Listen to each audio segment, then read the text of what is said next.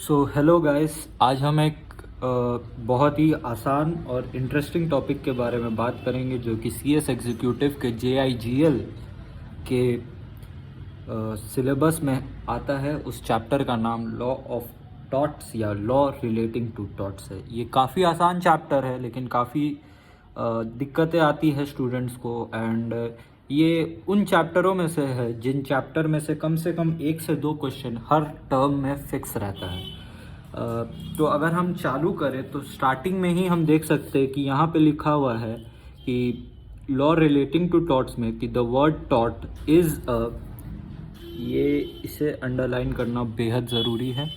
The taught is a French equivalent of English word wrong.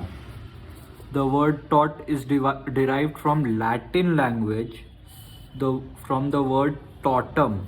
Thus, simply stated, taught means wrong. But every wrong or wrongful act is not a taught. Taught is really a kind of civil wrong as opposed to a criminal wrong. Wrong in law are either public or private. So बच्चों basically यहाँ पे कहते हैं कि law relating to thoughts दो कैसे समझाऊँ। हाँ, law relating to torts basically wrong के बाद रॉन्ग से डील करता है एंड उन रॉन्ग से डील करता है जो सिविल रॉन्ग है, ना कि क्रिमिनल रॉन्ग। हम आगे कुछ वीडियोस में सीखेंगे। जब मैं CRPC या CPC का वीडियोस बनाऊंगा तब उसमें मैं आप लोगों को बताऊंगा कि रॉन्ग भी दो तरीका का हो सकता है। या तो वो सिविल रॉन्ग हो सकता है या तो क्रिमिनल ब्रीच हो सकता है या क्रिमिनल रॉन्ग जिसे हम कहते हैं। सो बेसिकली यहाँ पे कहता है कि टॉट्स एक French equivalent of English word जो होता है रॉन्ग। यानी अगर मैं आप लोगों को बताऊं और दिखाने की कोशिश करूं तो ज़रा गौर से देखिएगा। ये है हमारी कॉपी, ये देखिए लॉ रिलेटिंग टू टॉट्स।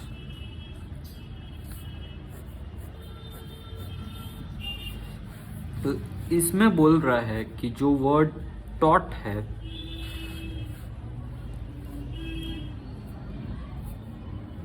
जो कि ये इधर आया है, ये इसका अगर इंग्लिश में एक वर्ड होता है जो कि है रॉन्ग। ये टॉट का मतलब और ये रॉन्ग का मतलब सेम है।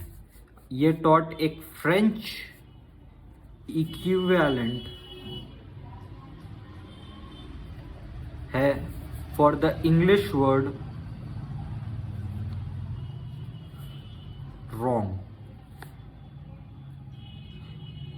ये इम्पॉर्टेंट पॉइंट नहीं है लेकिन हाँ, ये इंट्रोडक्शन देने में काम आएगा। जब भी आप कोई भी आंसर एग्ज़ाम में फ्रेम करेंगे तो इस तरह के इंफॉर्मेशन से आपका इम्प्रेशन एग्जामिनर्स पे अच्छा पड़ता है। ऐसे मेरे टीचर्स ने मुझे समझाया था, मुझे पास ऑन किया था ये नॉलेज, और यही चीज़ मैं यूट्यूब के माध्यम से आप लोगों को देने की कोशिश कर रहा हूँ। चलिए अब आगे बढ़ते। अगर आप इतना अच्छा, हाँ, इसमें एक और बात है कि ये जो वर्ड टॉट है ये डिराइव्ड किया हुआ है लैटिन लैंग्वेज से, जिसमें एक वर्ड है टॉटम। अगर आप देखें तो टॉटम, ये लैटिन लैंग्वेज में टॉटम है जिसका सेम मीनिंग है फ्रेंच वर्ड टॉट में, जिसका इंग्लिश वर्ड में मतलब है रॉन्ग। यानी बेसिकली ये एक ही चीज़ कहता है, चाहे आप टॉटम बोल लो, चाहे टॉट बोल लो, चाहे रॉन्ग बोल लो, मतलब एक ही है। बस इतना ध्यान में रखिएगा कि इसका मतलब है सिविल रॉन्ग, ना कि क्रिमिनल रॉन्ग। यहाँ पे मैं क्रिमिनल रॉन्ग लिख के काट दे रहा हूँ ताकि अगर आप नोट्स बनाते हो तो आपको ये फ़ायदा रहे और आपके ध्यान में रहे।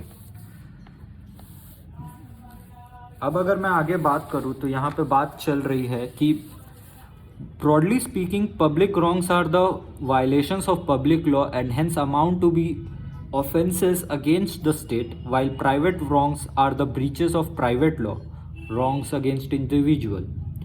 Public wrongs or crimes are those wrongs which are made punishable under the penal law, which belong to the public law group. ये पैरा कोई ज़्यादा खास नहीं है, आप इसे इग्नोर कर सकते हैं। ये बस एक बात बताता है कि पब्लिक रॉन्ग और प्राइवेट रॉन्ग क्या होता है। इसमें से ज़्यादा क्वेश्चंस नहीं आते, हालांकि ये वाला पॉइंट आप लोगों के लिए बहुत इंपॉर्टेंट है एग्जाम पर्पसेस के लिए। Tort means a civil wrong which is not exclusively a breach of contract और अ ब्रीच ऑफ ट्रस्ट। अब सिविल रॉन्ग की अगर हम बात करें तो इसमें आप देख सकते हैं कि कुछ चीज़ें आ सकती है। इसमें वही बात करता है कि सिविल रॉन्ग माने सिर्फ ब्रीच ऑफ कॉन्ट्रैक्ट या ब्रीच ऑफ ट्रस्ट नहीं है। आगे हम पढ़ेंगे इसी चैप्टर में कि कितने टाइप के रॉन्ग्स होते हैं, क्या क्या रॉन्ग्स होते हैं। तो इस सिविल रॉन्ग में सिर्फ ब्रीच ऑफ कॉन्ट्रैक्ट या ब्रीच ऑफ ट्रस्ट नहीं आता, पर इनके अलावा जो भी XXX नंबर के सिविल रॉन्ग्स आते हैं, यानी सारे सिविल रॉन्ग्स वो सब टॉर्ट्स में आएंगे। आप समझ रहे हैं? आई होप आप समझ गए होंगे। Tort means a civil wrong which is not exclusively a breach of trust और ब्रीच ऑफ कॉन्ट्रैक्ट, जैसा कि ये सिंपली कहता है। अब यहाँ पे दोस्तों अगर आप चैप्टर में ध्यान से देखेंगे, अगर आपके पास CS एग्जीक्यूटिव की मैट होंगी तो आगे में कुछ फिलैंथ्रोपिस्ट हैं जिन्होंने टॉर्ट के ऊपर अपना डेफिनेशंस दिया था। आप इन्हें चाहे तो इग्नोर कर सकते हैं, मैं तो कभी नहीं पढ़ के गया क्योंकि ये आपके हर चैप्टर्स में मिलेगा, आपको हर जगह मिलेगा, एंड ये उतना इम्पॉर्टेंट नहीं है। ये बस गो थ्रू के पर्पसेस के लिए पढ़ा जाता है।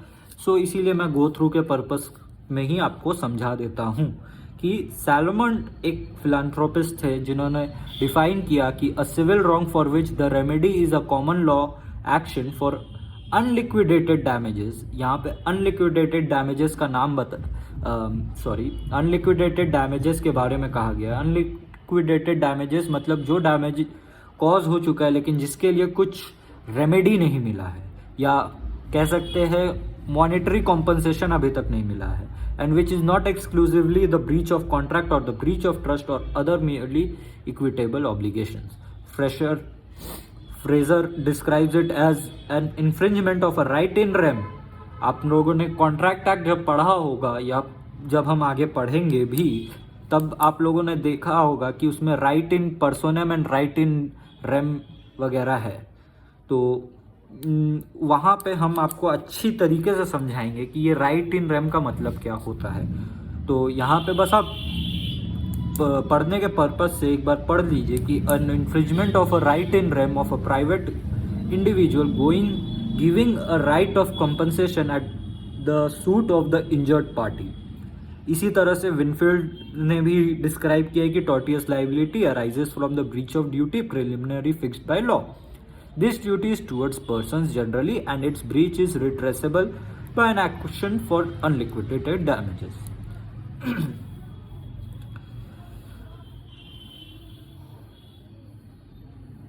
अच्छा, यहाँ पे बहुत इंपॉर्टेंट बात कही गई है। अगर आप इस पैरा पे ध्यान दोगे, मुझे लग रहा है कि आप लोगों को दिखने में थोड़ी दिक्कत हो रही है, but please bear with me.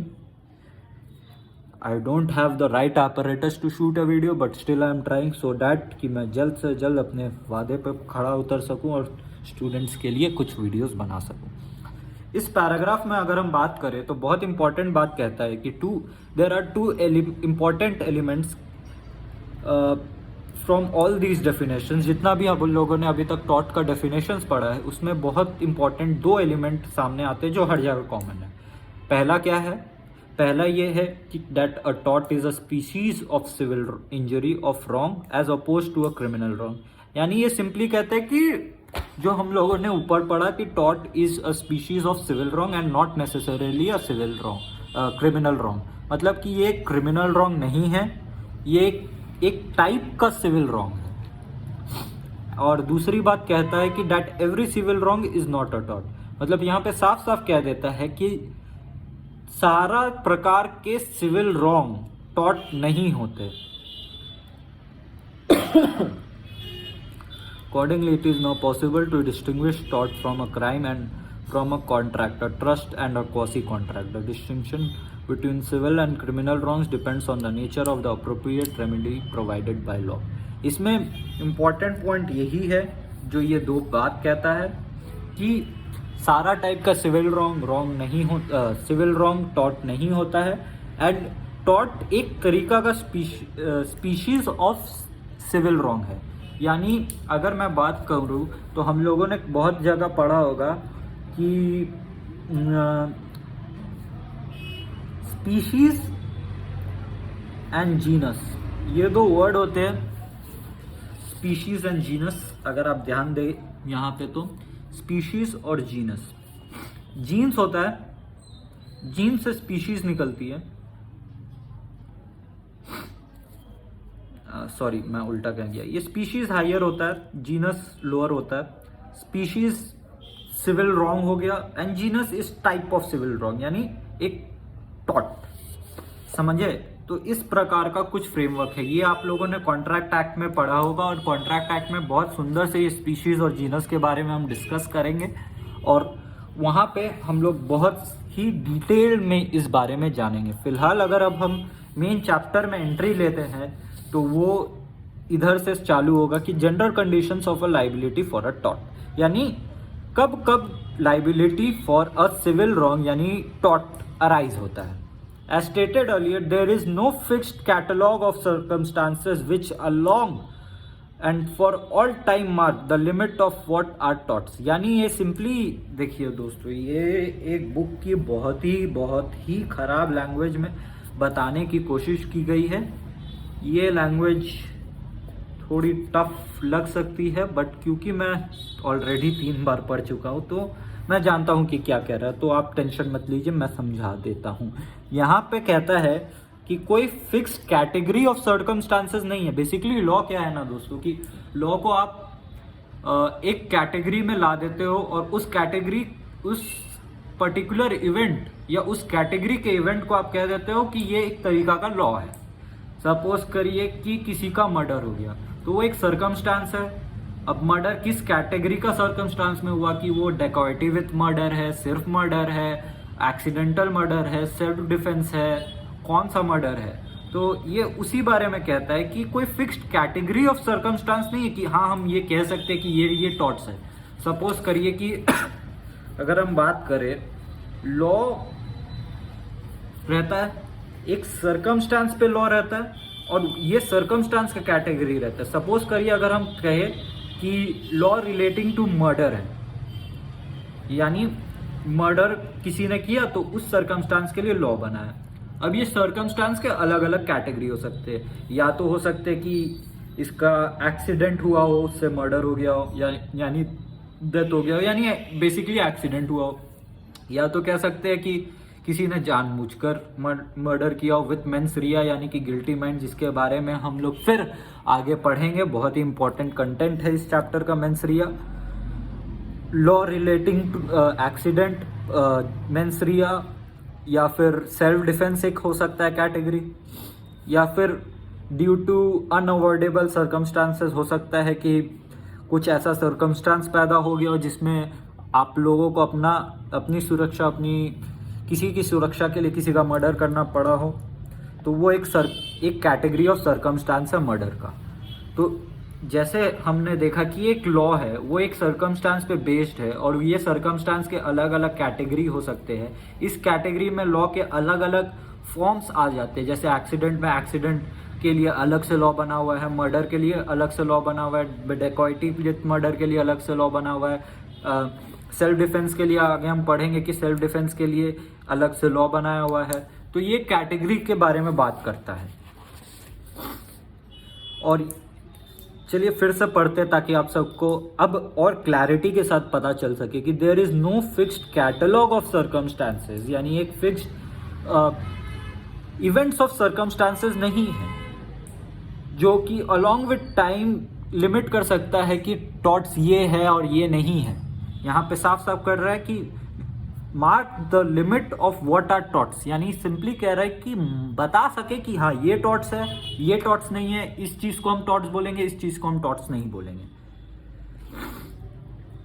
certain situations have been held to be torts and will continue to be so in the absence of statutory repeal, and others have been held not to be torts. However, certain general conditions for tortious liability can be laid down. अब आप सब तो जानते हैं कि हमारा Indian legislature and judiciary कितना पुराना है।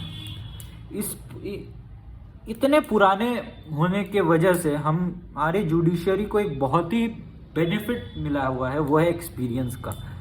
नंबर ऑफ केसेस, इंडिया एक वास्ट कंट्री है, वास्ट अमाउंट ऑफ पीपल है, डिफरेंट पीपल्स, डिफरेंट माइंडसेट्स, सब लोगों ने केस किए होंगे किसी ना किसी टाइम पे किसी ना किसी बंदों को, एंड उन केसेस से कुछ निष्कर्ष निकल के आया होगा जिसको क्या केस लॉस कहा जा सकता है। उन केस लॉस के बेसिस पे टॉर्ट्स में भी कई केस लॉस आए होंगे और उन तो एंड हम आगे डिस्कस भी करेंगे। कुछ इंपॉर्टेंट केस लॉज है, जैसे इंडिया में MC Mehta versus union of India, अगर हम बात करें बाहर की तो रायलैंड वर्सेस फ्लेचर है, लीड्स वर्सेस रिलायंस है, अलग अलग केस लॉज है, तो हम उनके बारे में भी बात करेंगे। तो यहाँ पे वही कहता है कि कोर्ट ने कुछ चीज़ों को बोल दिया है कि ये टॉर्ट्स है, कुछ चीज़ों को बोल दिया है कि ये टॉर्ट्स नहीं है, जब तक कि कोई रिपील, स्टैट्यूटरी रिपील यानी बाय लॉ बना के पार्लियामेंट ने लॉ बोल दिया कि नहीं भैया ये टॉर्ट्स है ही नहीं, चाहे कोई कुछ भी बोले, या फिर ये टॉर्ट्स है चाहे कोई कुछ भी बोले, तो उस नज़रिए से कहा गया है यहाँ पे। However, certain general conditions for tortious liability can be laid down, यानी यहाँ पे सिंपली बोलता है कि मेन मुद्दा का बात कि कुछ जनरल कंडीशंस है टॉर्टियस लाइबिलिटी को आइडेंटिफाई करने के लिए कि ये कैरेक्टरिस्टिक्स होना चाहिए टॉर्टियस लाइबिलिटी में। In general, a tort consist of some act और omission done by the defendant. Defendant और प्लेंटिफ, आई होप आप लोगों को पता हो, नहीं पता है तो हम अभी तुरंत छोटा सा डिस्कशन कर लेते हैं। प्लेंटिफ जिसने केस किया है, जो अग्रीव्ड है, और डिफेंडेंट जिसके खिलाफ केस हुआ है, यानी जो पार्टी इन क्वेश्चन है जिसके खिलाफ केस किया है। प्लेंटिफ केस करता है, डिफेंडेंट पे केस होता है, इतना याद रखिएगा। तो आगे बात करते हैं। In general, a tort consist of some action और omission done by the defendant. ये एक बहुत इंपॉर्टेंट पॉइंट है कि tort not only consist of some action but also consist of omission done by the defendant, यानी जिसपे आरोप लगा है। ओमिशन अगर मैं बात करूं, ओमिशन एक बहुत इंपॉर्टेंट बात है यहाँ पे जो आप लोगों को मेंशन करना है। बहुत सारे कॉन्ट्रैक्ट्स में कहा जाता है, जैसे अगर हम पार्टनरशिप्स की बात करें, सपोज करिए certain amount of business transaction partnership firm के अंदर हुआ है, पार्टनरशिप अग्रीमेंट के अंदर हुआ है, लेकिन उसका प्रॉफिट्स 4 पार्टनर थे, 3 पार्टनर ने बांट लिया, चौथा को ओमिट कर दिया, वो भी एक टाइप का टॉर्ट्स माना गया है, क्योंकि वो एक ओमिशन है जो कि एक रॉन्ग है, सिविल रॉन्ग है, समझे। तो whereby he has without just cause और excuse cause some harm to plaintiff. देख लिया, यहाँ पे मेरी वो बात क्लियर होती है, done by the defendant caused harm to the plaintiff. अच्छा, आगे बात करते हैं कि to constitute a tort there must be. चलिए फाइनली अब हम बात करते हैं कि क्या जनरल कंडीशंस है। 3 जनरल कंडीशंस के बारे में यहाँ पे कहा गया है कि अ रॉन्गफुल एक्ट और ओमिशन ऑफ द डिफेंडेंट, यानी कोई गलत काम या ओमिशन ऑफ द डिफेंडेंट होना चाहिए। दूसरा बात करता है कि the wrongful act must result in causing legal damage to another. अब सपोज करिए कि आप लोगों ने कुछ टॉर्ट किया जिसके वजह से कोई लीगल रेमेडी ही नहीं अराइज हुई है। सपोज करिए आप लोगों ने दुकान खोल लिया किसी के बगल में, एक कचौड़ी वाले के दुकान में के बगल में आप लोगों ने अपना कचौड़ी दुकान खोल लिया, उस वजह से उस कचौड़ी दुकान वाले को काफ़ी प्रॉफिट का नुकसान झेलना पड़ा। अब ये रॉन्ग तो है, सिविल रॉन्ग भी कहा जा सकता है कुछ लोगों के नज़रिए से, बट ये कोई लीगल रेमेडी तो अराइज नहीं करता। वो कचौड़ी दुकान वाला अपने प्रॉफिट्स को लिक्विडेट करने के लिए, अपने डैमेजेस को लिक्विडेट करने के लिए अब केस तो नहीं कर सकता कि सर उन्होंने मेरे दुकान के सामने ही खोल लिया, कोई वो तो गुनाह नहीं है। तो यही कहता है कि the wrongful act must result in causing legal damage to another. Third बात करता है कि the wrongful act must be such a nature as to give rise to a legal remedy, यानी उस रॉन्गफुल एक्ट का कोई लीगल रेमेडी भी होना चाहिए। सिर्फ डैमेजेस से काम नहीं चलेगा, आप लोगों को पता होना चाहिए कि without legal remedy there is no torts. अब अगर हम आगे बात करें तो यहाँ पे बात करता है दो चीज़ों के बारे में, जो कि कहता है wrongful act and legal damages. Wrongful act बात करता है कि the act complained of should under the circumstances be legally wrongful, not एरा गैरा रॉन्गफुल कि हाँ मेरे को लगता है कि वो गलत है तो इसीलिए गलत है। It should be legally wrongful as regards the party complaining. मतलब ये कि वही जो मैंने एग्जांपल दिया था कचौड़ी वाला का, जिसे मैं कुछ देर बाद एक्सप्लेन करूंगा जब वो टॉपिक अराइज होगा। मैं किसी वजह से रोक के रखा हूँ, आपको 5 मिनट में पता चल जाएगा। तो उसका एक लीगली रॉन्ग होना चाहिए, ऐसा नहीं कि बस मॉरली रॉन्ग हो। उसका एक कायदा कानून होना चाहिए, उस कायदा कानून के तहत वो एक्शन और सर्कमस्टांस गलत होना चाहिए as regards the complaining party. In other words it should prejudicially affect any of the above mentioned interest and protected by law. Protected by law is very important point here. अच्छा दोस्तों, मैं ये एक बात बता दूं कि मेरा थोड़ा पुराना एडिशन है ICSI बुक का, तो हो सकता है कि कुछ पॉइंट्स मेरे बुक में मुझे ना मिले जो आपके बुक में हो। अगर आप ये वीडियो देख रहे हैं और आपको ऐसा कुछ नज़र आता है जो आपको लगता है कि मुझे एक्सप्लेन करने की ज़रूरत है, या कोई पॉइंट मुझसे स्किप हो गया है जिसका आप चाहते हैं कि मैं वीडियो अलग से बनाऊं, तो वो भी मैं बनाऊंगा। आप मुझे कमेंट सेक्शन में बता सकते हैं। और दूसरा पॉइंट यहाँ पे करता है कि लीगल डैमेजेस होना चाहिए। जैसे कि हम लोगों ने पहले पढ़ा कि रॉन्गफुल एक्ट और लीगल डैमेजेस दोनों ही ज़रूरी है। अब उसी से रिलेटेड 2 पॉइंट आते हैं जिसकी बात अब हम कॉपी में करेंगे। जो पहला है डैमनम सिने इंजुरिया। ये बहुत इंपॉर्टेंट पॉइंट है दोस्तों, मैं चाहूँगा कि आप सब इसे ध्यान से देखें। ये एग्ज़ाम में आता है, पूछा जाता है एंड बहुत ही कॉमन क्वेश्चन है। Damnum sine injuria and injuria sine damnum.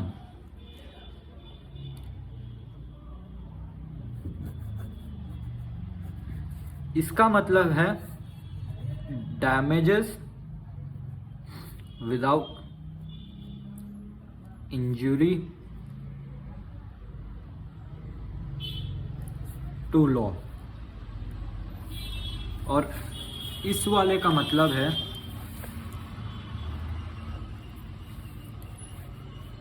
हाँ, अब आप लोगों को दिखाई दे रहा होगा, इंजुरिया सिने डैमनम। इसका मतलब है injury to law without damages. तो ये इसका लिटरल मीनिंग है। साफ साफ इस लिटरल मीनिंग से हम देख सकते हैं कि इन 2 पॉइंट्स का मतलब काफ़ी क्लियर है। पहला पॉइंट कहता है डैमनम सिने इंजुरिया, जिसका मतलब है damages without injury to law. इसका एक एग्जांपल जो अभी हम लोगों ने थोड़ा देर पहले एक्सप्लेन किया था कि एक ए है, इसकी एक कचौड़ी की दुकान है। लेट्स से कचौड़ी नहीं, स्वीट्स की दुकान है और XYZ जगह पे है, लोकेशन पे है, और ये मोनोपोली वहाँ पे करता है। लेट्स अज्यूम दैट कि इसकी एकलौती दुकान है, ये मोनोपोली एंजॉय करता है क्योंकि एकलौती स्वीट्स की दुकान आसपास के एरिया में है। एक और बंदा है बी। अब बी ने ये अपॉर्चुनिटी देखा, और अपॉर्चुनिटी तो आप जानते हैं, मौका दस्तूर, खेल लिया चौका। मतलब कि बी ने ठीक ए के बगल में अपनी एक और स्वीट शॉप खोल ली। उसने देखा कि मोनोपोली है, मोनोपोली ब्रेक करने का, और उसी सेम लोकेशन पे यानी XYZ के यहाँ, और ये मोनोपोली अब ब्रेक हो गई। इससे क्या हुआ कि ए जो पहले लेट्स से 50,000 रुपया प्रॉफिट कमाता था, and I am speaking only profit, B के शॉप खोलने के बाद अब वो 25,000 पे आ गया, और बी का प्रॉफिट भी लेट से 25,000 हो गया। तो ये 50,000 स्प्लिट हो गया, ए को 25,000 का गोटा गोटा यहाँ पे डैमेज हुआ।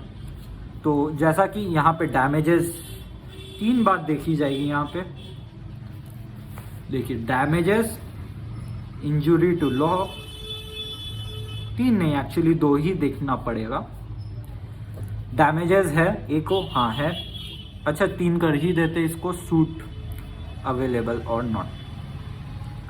ये सब इंपॉर्टेंट पॉइंट्स है, आप चाहे तो इसे नोट फॉर्म में कर सकते हैं। मैं बिल्कुल रफ वक्त में समझा रहा हूँ, बट ये इंपॉर्टेंट नोट्स की तरह भी यूज किए जा सकते हैं। अगर आपको कुछ ऐसा दिखता है तो आप पॉज करके इसे कॉपी पेस्ट कर सकते हैं। दूसरा, तो मैं कह रहा था कि इस केस में जो हमने डिस्कस किया ए और बी का, स्वीट शॉप का मोनोपोली को तोड़ने वाला, उसमें हम 3 चीज देखेंगे। डैमेजेस हाँ जरूर है, इंजुरी टू लॉ नहीं है, क्योंकि इंजुरी टू लॉ अवेलेबल ही नहीं है तो क्या सूट वो कर पाएगा? नहीं, जवाब है नहीं कर पाएगा। तो यानी डैमेजेस भी हो रहा है, इंजुरी टू लॉ भी नहीं है, सूट भी अवेलेबल नहीं है। इसका मतलब there is a damage caused to plaintiff by the defendant but without causing any injury to their legal rights, and thus suit for such cases are not available. अब second point की अगर मैं बात करूं तो ये कहता है कि इंजुरिया सिने डैमनम, जिसका मतलब है injury to law without damages.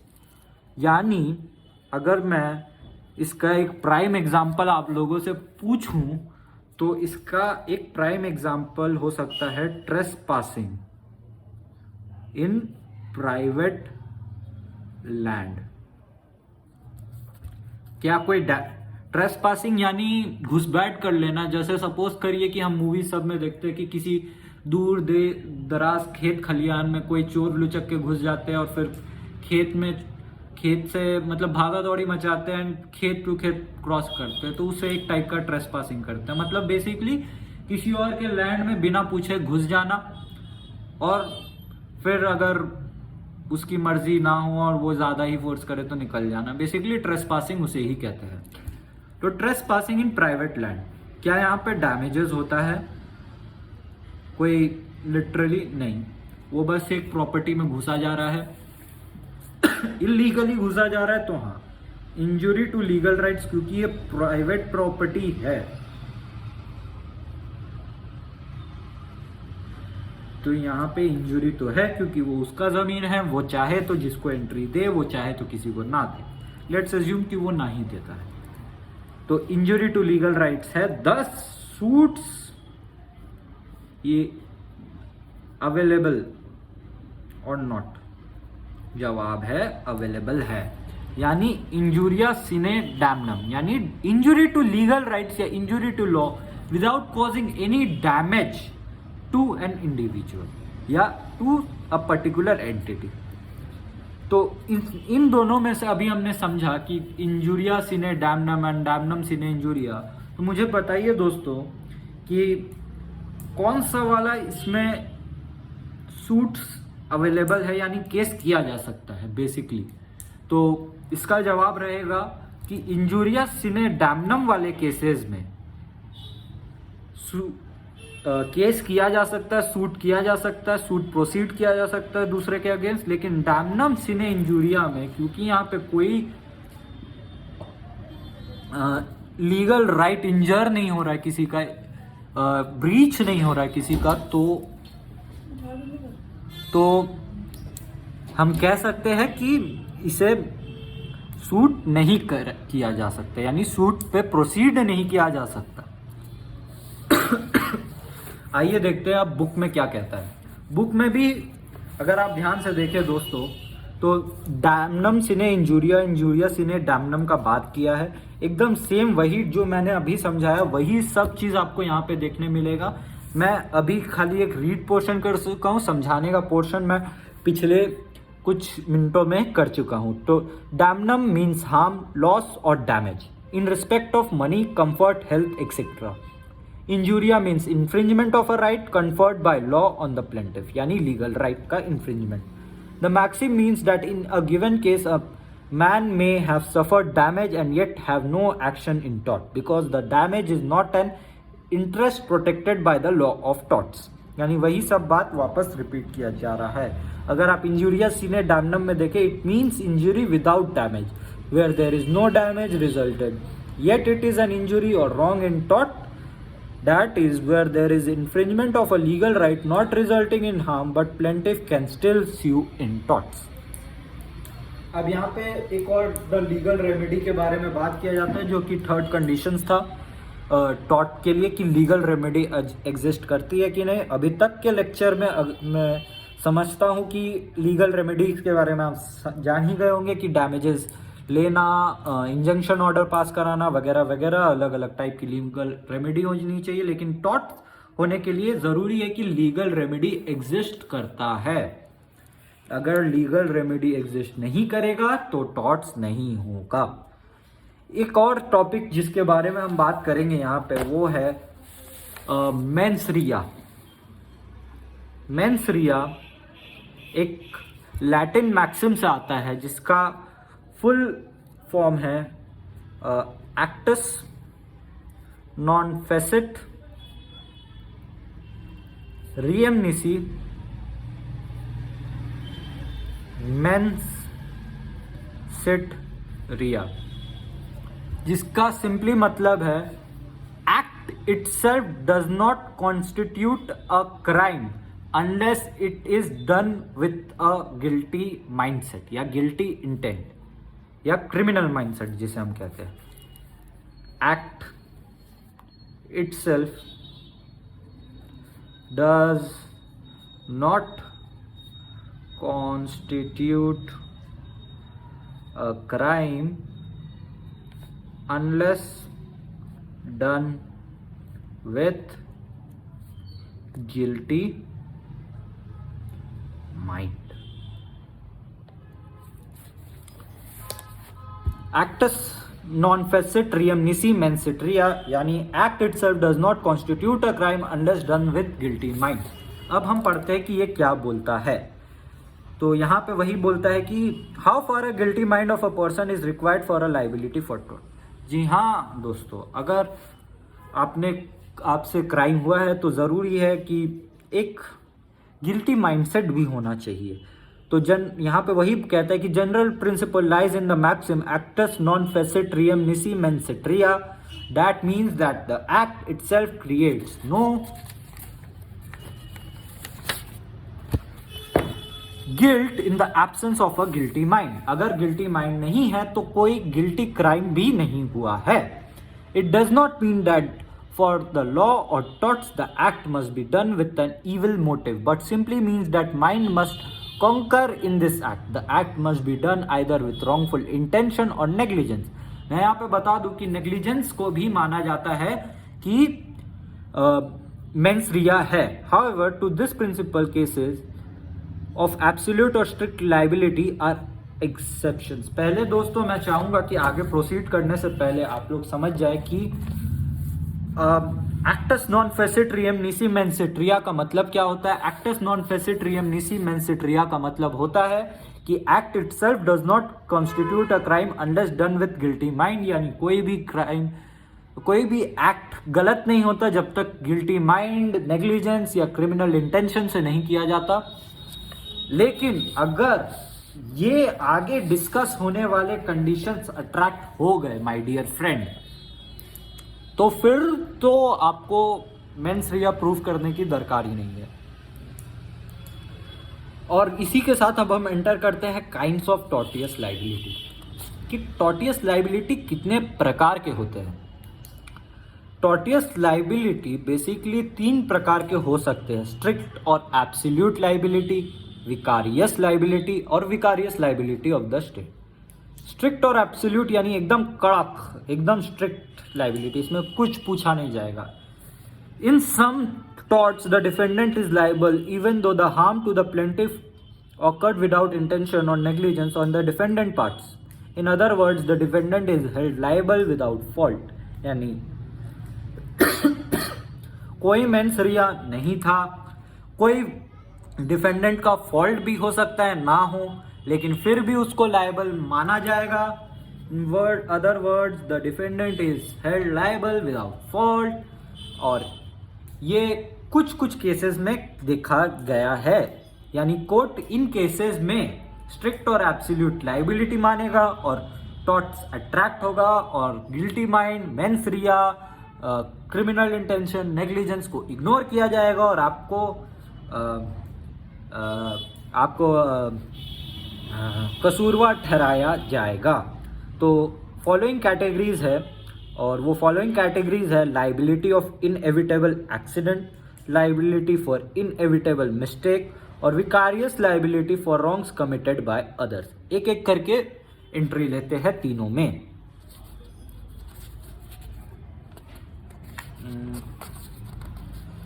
एक मिनट दीजिएगा बस। तो पहला वाला कहता है कि liability for inevitable accident, such liability arises in cases where damage is done by the escape और dangerous substances brought or kept by anyone upon his land. Such cases are where a man is made by law an insurer of other against the result of the activities. दूसरा कहता है liability for inevitable mistake. Such cases are where a person interferes with the property or reputation of another. और तीसरा कहता है vicarious liability for wrongs committed by others. ये तीन तरह का सर्कमस्टांसेस दे दिया है। और इसी के साथ दोस्तों अब हम एंट्री लेंगे अपने टॉर्ट्स के पहले केस लॉ और सबसे important case law torts chapter का, जिसका नाम है रायलैंड वर्सेस फ्लेचर। ध्यान से देखिएगा, एक केस हुआ था जिस पे एक रूल निकाला गया था by a court not from India obviously, but India में इसका प्रिंसिपल्स फॉलो किया जा सकता है। और इस केस लॉ का नाम है रायलैंड्स वर्सेस फ्लेचर। बेसिकली इसमें हुआ था क्या कि दोस्तों दो ज़मीनें थी। लेट्स से ये पीस ऑफ लैंड है, इसके दो टुकड़े हैं, दो टुकड़ों में ज़मीनें हैं। लेट से एक रायलैंड का है जिसको हम लोग शॉर्ट में RY कहेंगे, और एक फ्लेचर का है जिसको हम लोग शॉर्ट में FT कहेंगे। तो ये रायलैंड का लैंड है, ये फ्लेचर का लैंड है। रायलैंड ने एक इंडिपेंडेंट कॉन्ट्रैक्टर को कांटेक्ट किया और कहा कि एक हैवी वाटर स्टोरेज यूनिट यानी वाटर कंटेनमेंट यूनिट यानी एक टंकी एक तरीका से बनाया जाए मेरे लैंड के ऊपर, ताकि वो किसी पर्पस के लिए यूज कर सके।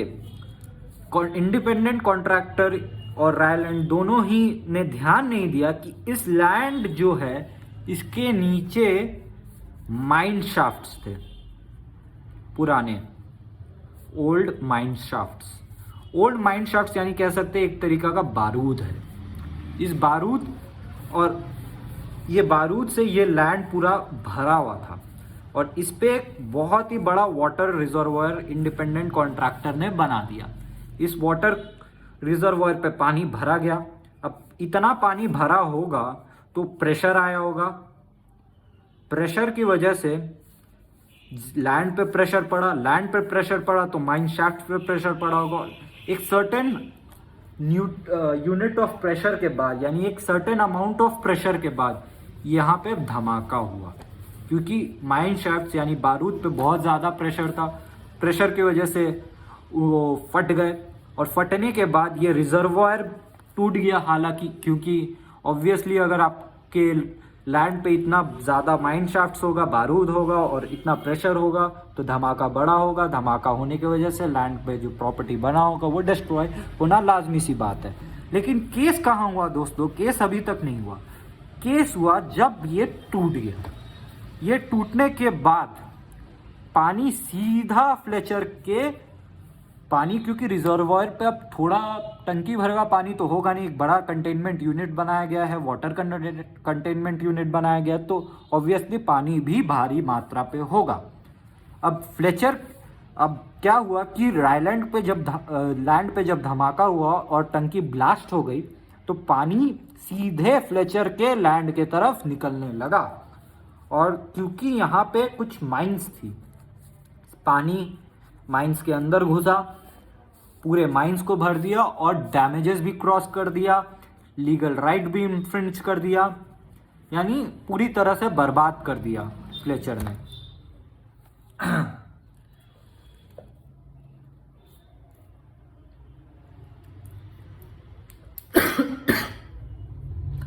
तो इस केस के बाद जब केस लॉ हुआ तो कोर्ट ने डिसाइड किया कि रायलैंड को स्ट्रिक्ट और एब्सोल्यूट लाइबिलिटी फेस करना पड़ेगा, क्यों although there was no criminal intention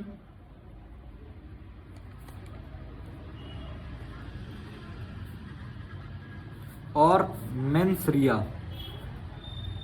involve, still Ryland को गिल्टी माना गया और उस पर केस हुआ।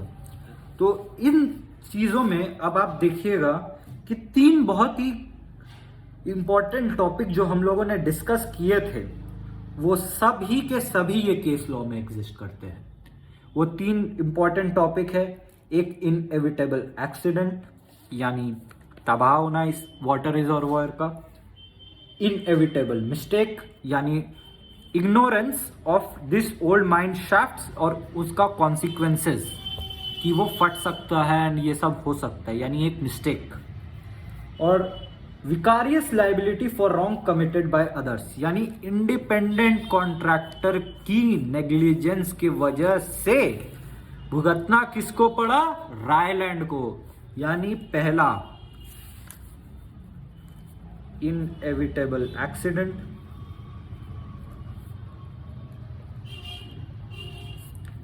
Inevitable mistake,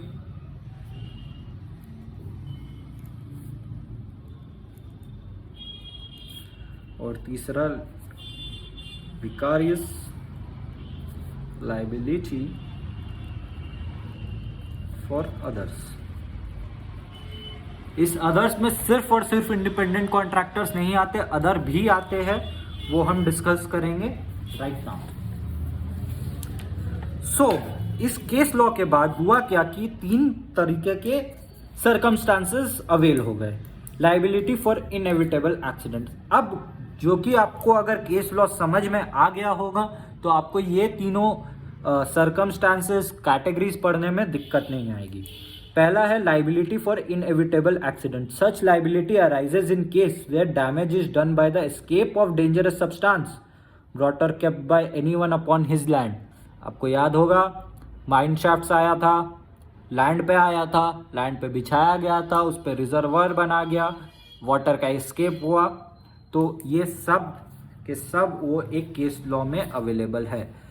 Such cases are where a man is made by law an insurer of other against the result of his activities। क्योंकि वो दोषी था तो दूसरे को इंश्योरेंस जो कि डैमेजेस कॉज किया हुआ है उसके वजह से देना पड़ेगा।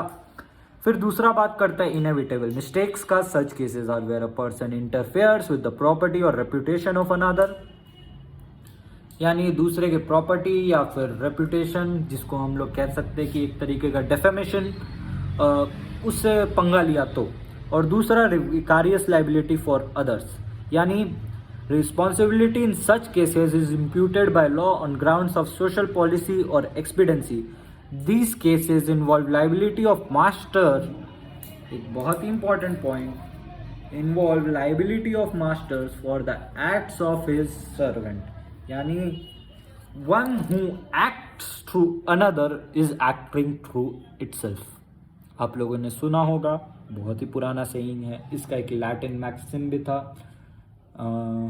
अभी फिलहाल मुझे याद नहीं आ रहा है, बट मैं आपको गेट बैक करूँगा। आप लोग थोड़ा टाइम लीजिए, 5 मिनट पानी पीजिए और समझने की कोशिश कीजिए। मैं चाहूँगा कि आप उस रायलैंड वर्सेस फ्लेचर के एग्जाम्पल को पॉज करके कोट करें एंड अपने ही भाषा में करने की कोशिश करें और इन तीनों पॉइंट से रिलेट करें। आप जितना ज़्यादा इन सबको रिलेट करेंगे उतना ज़्यादा क्लैरिटी आएगा।